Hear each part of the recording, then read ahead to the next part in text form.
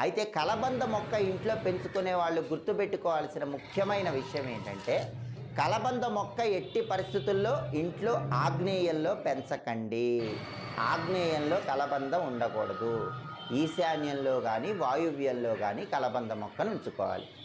అలాగే కలబంద గుజ్జు తీసి శుక్రవారం పూట శ్రీ మహాలక్ష్మీదేవికి ఆ గుజ్జు నివేదన చేసి, ఆ తర్వాత ఆ గుజ్జుని నీళ్లలో కలుపుకొని మీరు స్నానం చేస్తే భయంకరమైనటువంటి దరిద్రాలన్నీ పోతాయి.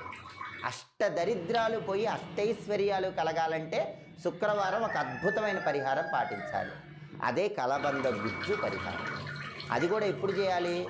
శుక్రవారం సాయంకాలం ప్రదోష కాలంలో చేయాలి. ప్రదోష కాలం అంటే సూర్యాస్తమయానికి ముందు వచ్చేటటువంటి 24 నిమిషాల కాలాన్ని ప్రదోష కాలం అంటారు. ఆ ప్రదోష కాలంలో మీరేం చేయాలి? కలబంద గుజ్జు తీసుకోవాలి.